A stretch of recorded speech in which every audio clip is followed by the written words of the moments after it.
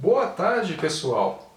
Vamos falar hoje aqui sobre o que foi tratado na nossa última aula da FASU, né? Recapitulando o que foi tratado antes disso, a gente estava falando sobre a conquista do Peru, né? E começamos a falar sobre a saga de Pizarro e companhia. Recapitulando um pouquinho esses pressupostos, podemos afirmar, né, que tem as suas especificidades a conquista do Peru em relação à conquista do México, né? Primeiro porque teve planejamento. Fizeram 3 expedições prévias até que na quarta, enfim, houve um plano de conquista dessa região até então inexplorada da América do Sul, né? Uma outra coisa também, que é uma especificidade do caso do Peru, é que quando os espanhóis chegam, né, tá rolando ali uma guerra civil. Uma guerra civil entre dois irmãos, bem irmãos, né? Porque o Inca, ele tinha várias mulheres e tal. Então, um desses irmãos representava uma tribo e outra tribo, né? Então tinha uma guerra rolando entre Atahualpa e Huáscar. Beleza. Em meio a essa guerra civil, chega ao Peru os espanhóis. E isso vai resultar, né, em implicações no que vai ser o movimento de conquista na prática. Porque os espanhóis chegam lá no Peru e não tem ali muita resistência, né, em relação aos nativos. Porque os nativos estavam preocupados com outros problemas, né. Uma outra coisa também que é característica dessa conquista do Peru, é um caso muito específico, é o fato de que logo nos primeiros meses eles se encontraram com um desses chefes incas, né, um desses irmãos que estava em guerra, que era o Atahualpa, que estava vencendo o conflito, né. Eles conseguem uma audiência com o Atahualpa em Cajamarca, que era uma das cidades que tinha lá, né, no Peru, lá, que era uma cidade até importante, assim. Então os espanhóis são chamados a Cajamarca, eles chegam lá antes da comitiva do Atahualpa, poderia ser uma emboscada, mas os espanhóis resolvem tentar a sorte e, com poucos soldados, né, tentarem conversar com Atahualpa e companhia. Podia ser uma emboscada. Sim, eles não teriam condições de enfrentar um exército de milhares de soldados incas naquela altura do campeonato. Mas eles tentaram a sorte, um pouco influenciados pelo que acontece na história bem sucedida de Hernán Cortés, né? E eles vão para Cajamarca e lá eles ficam esperando, né, por Atahualpa, né, com um exército pequeno ali, de pouco mais de 100 soldados, e o exército de Atahualpa, que o acompanhava, era um exército muito grande. Porém, Atahualpa subestimou ali o perigo e ele foi com apenas alguns milhares de súditos encontrar Pizarro e companhia. Ele não levou a sua força militar, trouxe apenas algumas pessoas da nobreza e tal. Não sei ao certo quantificar quantas pessoas eram, mas vamos colocar aí, sei lá, alguns milhares, 6 mil, 10 mil, as contas variam de autor para autor. E Atahualpa, ele se encontra com os espanhóis numa praça em Cajamarca, a Praça Maior. Cara, imagina essa cena, que loucura!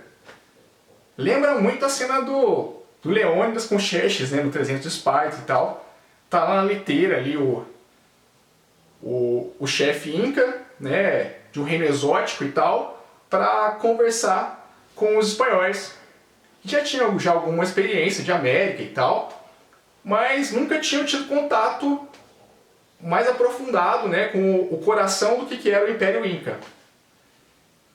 Então, né, olha que icônica cena. Um padre, né, chamado Vicente Valverde, ele vai se encontrar com a Atahualpa, né? Esse foi o primeiro contato, né? Chega lá um padre com uma Bíblia e uma cruz na mão para conversar com a Atahualpa. E ele começa a pregar o cristianismo e tal para o chefe Inca, com a ajuda de tradutor, é claro. E ele fala o seguinte, que a Atahualpa deveria aderir à fé cristã e que a Atahualpa deveria se submeter ao chefe de Estado do Império Espanhol, a Carlos V, pagar tributo para Carlos V em troca de proteção. Cara, olha que loucura, não tinha como dar certo isso. Ele disse, em resumo, renuncie o seu Deus e renuncie o seu trono.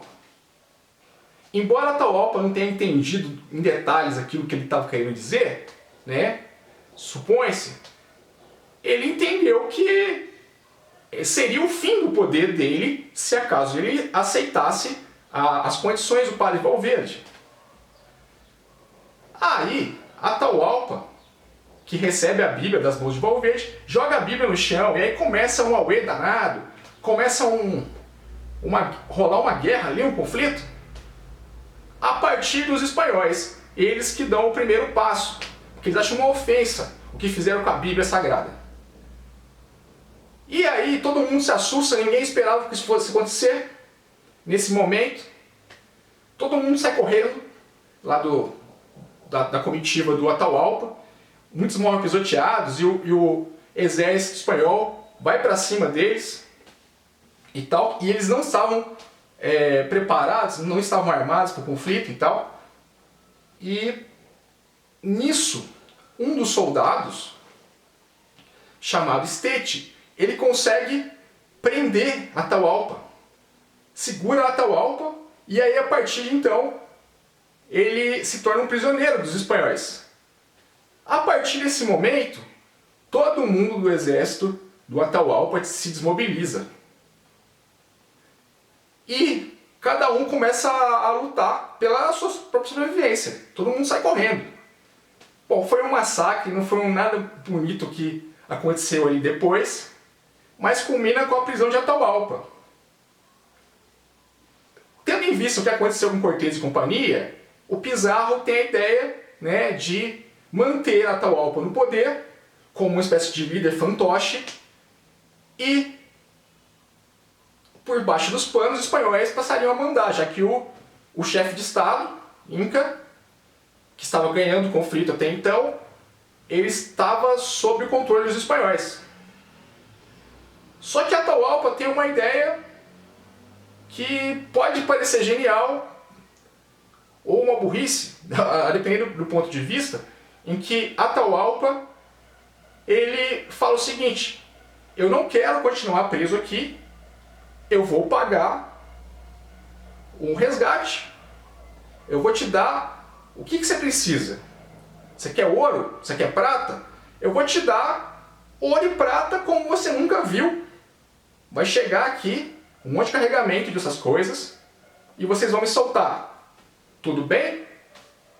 Os espanhóis, que não são trouxa, eles aceitam as condições e começam a agradar Atahualpa, né? Puxar um saco do cara e tal. E nisso daí, Atahualpa continua inclusive governando e tal. As mulheres dele continuam ali com ele, os serviçais. Então agrada ali o Atahualpa e tal. Atahualpa, ele tem ainda certa autonomia de governo. Chegam lá os chefes dos Aylus, né, os curacas, para conversar com ele, pedindo certas coisas. E enfim, os espanhóis recebem um carregamento de ouro e prata, que dizem que é equivalente a 50 anos de produção na Europa, naquela época. Era ouro que eles nunca viram igual. Fizeram uma festa, dividiram o dinheiro e tal, mas não soltaram o Atahualpa. Aquilo era só um plano, para eles poderem conseguir o ouro para si. Mas não acharam seguro soltar a Atahualpa. E a Atahualpa continua preso aí durante um tempo e tal. E chega um momento que Pizarro, ele tem a ideia de se livrar de Atahualpa.